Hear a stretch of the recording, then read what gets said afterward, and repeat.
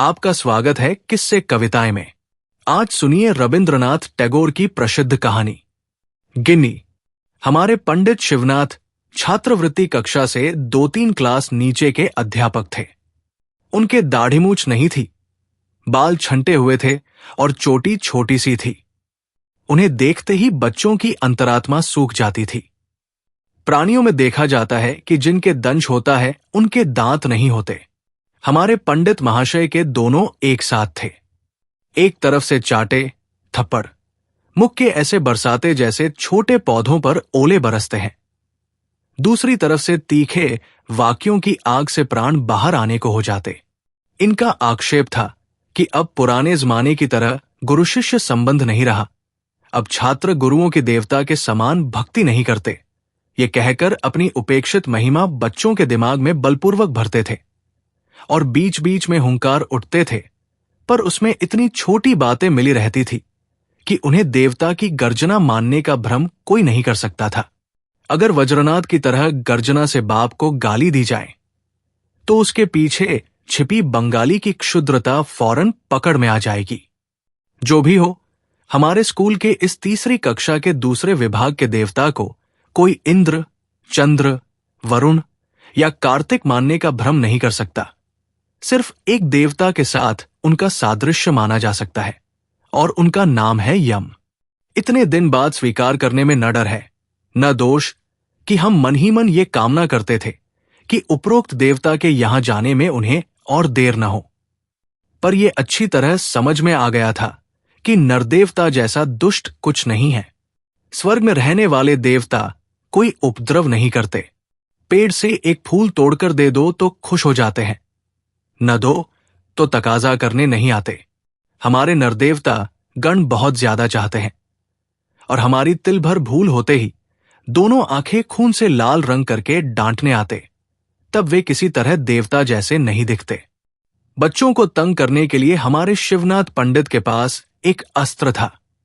वो सुनने में जितना मामूली लगता था उतना ही भयानक था। वे लड़कों के नए नाम रखते थे। नाम चीज तो सिर्फ शब्द है और कुछ नहीं, किंतु अधिकतर लोग अपने से ज्यादा अपने नाम को प्यार करते हैं। अपने नाम के प्रचार के लिए लोग क्या क्या कष्ट नहीं सहते। यहां तक कि नाम को बचाने के लिए लोग अपने आप मरने में भी नहीं झिझकते। ऐसे नाम के प्रेमी मनुष्य के नाम को विकृत कर देने से उसके प्राणों से प्रिय स्थान पर आघात पहुंचाना होता है। यहां तक कि जिसका नाम भूतनाथ है, उसे अगर नलिनी कांत बुलाओ तो भी उसे असहा लगता है। इससे यह पता चलता है कि मनुष्य वस्तु से अवस्तु को ज्यादा मूल्यवान समझता है। सोने से ज्यादा वाणी, प्राणों से अधिक मान और अपने से ज्यादा अपने नाम को बड़ा समझता है। मानव स्वभाव में छिपे इन सब गूढ़ नियमों को जानने वाले पंडित महाशय ने जब शशि शेखर को भेंट की, एक प्रकार की मछली, नाम दिया, तब वो बहुत दुखी हो उठा। खासकर उस नामकरण में उसके चेहरे की तरह खास इशारा है। जानकर उसकी आंतरिक पीड़ा दुगुनी हो उठी। फिर भी शांत भाव से सब कुछ सहकर चुप रहकर बैठना पड़ा। आशु का नाम था गिन्नी, पर उसके साथ थोड़ा इतिहास जुड़ा था। आशु बेचारा पूरी क्लास में सबसे शरीफ था। किसी से कुछ नहीं कहता था, बहुत शर्मीला था। लगता है उम्र में भी सबसे छोटा था। सब बातों में सिर्फ धीरे धीरे मुस्कुराता रहता था। अच्छी तरह पढ़ता था। स्कूल के बहुत से लड़के उससे दोस्ती करने को तैयार रहते थे, पर वो किसी लड़के के साथ नहीं खेलता था और छुट्टी होते ही पल भर की देरी किए बिना घर चला जाता था। पत्ते के दोने में 2-1 मिठाई और कांसे के छोटे से लोटे में पानी लेकर ठीक 1 बजे घर से दासी आती थी। आशु को इससे बहुत शर्म आती थी। दासी के लौटने पर उसकी जान में जान आती थी। वो स्कूल का छात्र होने के अलावा भी कुछ है, ये स्कूल के लड़कों के सामने व्यक्त करना उसे अच्छा नहीं लगता था। वो घर का कुछ है, मां बाप का बेटा है, भाई बहनों का भाई है, ये जैसे गुप्त बात है, ये वो साथियों को बताना नहीं चाहता था। उसकी यही कोशिश रहती थी।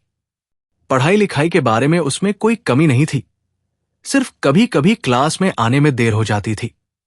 और शिवनाथ पंडित जब इसका कारण पूछते तो वो कोई ठीक जवाब नहीं दे पाता था, इसलिए बीच बीच में उसकी बहुत भर्त्सना की जाती थी। पंडित उसे घुटनों पर हाथ रखकर पीठ नीची करके बरामदे में सीढ़ियों के पास खड़ा कर देते थे। चारों क्लासों के लड़के उस शर्मीले अभागे बच्चे को इस स्थिति में देखते थे। एक दिन ग्रहण की छुट्टी थी। उससे अगले दिन स्कूल आकर पंडित जी महाराज चौकी पर बैठे और दरवाजे की तरफ देखा। एक स्लेट और स्याही के दागों वाले कपड़े के थैले में किताबें कसकर पकड़े हुए और दिनों से ज्यादा सकुचाता आशु क्लास में घुस रहा था। शिवनाथ पंडित ने सूखी हंसी हंसते हुए कहा, ये लोग गिन्नी आ रही है। इसके बाद पढ़ाई खत्म होने पर छुट्टी से पहले उन्होंने सब छात्रों को संबोधन करके कहा, सुनो, तुम सब सुनो। धरती की सारी गुरुत्वाकर्षण शक्ति पूरे जोर से बच्चों को नीचे की तरफ खींचने लगी, पर बेचारा आशु उसी बेंच के ऊपर धोती की चुन्नटें और दोनों पैर लटकाए पूरी क्लास के बच्चों का निशाना बना बैठा रहा। अब तक आशु की बहुत उम्र हो चुकी होगी और उसके जीवन में बहुत से ज्यादा बड़े सुख दुख, लज्जा के दिन आए होंगे, इसमें संदेह नहीं है। पर उस दिन की बालक के हृदय की स्थिति के इतिहास की किसी दिन से तुलना नहीं हो सकती। मामला बहुत मामूली था और दो बातों में खत्म हो जाता है। आशु की एक छोटी बहन है, उससे छोटी हमउम्र न कोई बहन है न सहेली, अतः वो आशु के साथ ही खेलती रहती है। आशु वगैरह के घर का पोर्च लोहे की रेलिंग और एक गेट में है। उस दिन खूब बादल और बारिश थी। हाथों में जूते और सिर पर छतरी लगाए जो दो चार पथिक सड़क पर चल रहे थे, उन्हें किसी तरफ देखने का समय नहीं था। उस बादलों से अंधेरे, बारिश की आवाज वाले छुट्टी के दिन आशु और उसकी बहन पोर्च की सीढ़ी पर बैठे खेल रहे थे। उस दिन उनकी गुड़िया की शादी थी। उसी के इंतजाम के बारे में आशु बड़ी गंभीरता से अपनी बहन को उपदेश दे रहा था। बहस ये उठी कि पुरोहित किसे बनाया जाए। बच्ची ने झट से दौड़कर एक से पूछा, क्यों जी, तुम हमारे पुरोहित बनोगे? आशु ने पीछे घूमकर देखा। भीगी छतरी बंद करके आधी भीगी हालत में शिवनाथ पंडित उनके पोर्च में खड़े थे। सड़क से जा रहे थे। बारिश तेज होने पर यहां शरण ली थी। बच्ची ने उनसे गुड़िया की शादी में पुरोहित का काम करने का प्रस्ताव रखा। पंडित जी को देखते ही आशु अपना खेल और बहन सब छोड़कर एक दौड़ में घर में छिप गया। उसका छुट्टी का दिन मिट्टी में मिल गया।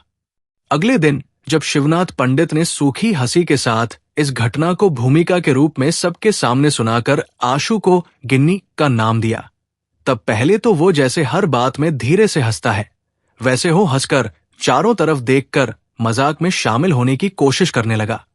तभी घंटा बजा। बाकी सब क्लासें भी छूट गई और पत्ते के दोने में मिठाई तथा कांसे के लोटे में पानी लेकर दासी आकर दरवाजे पर खड़ी हो गई।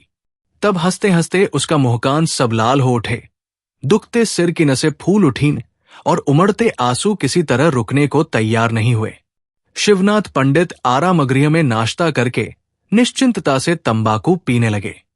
लड़के खूब मजे से आशु को घेरकर गिन्नी गिन्नी करके चीखने लगे।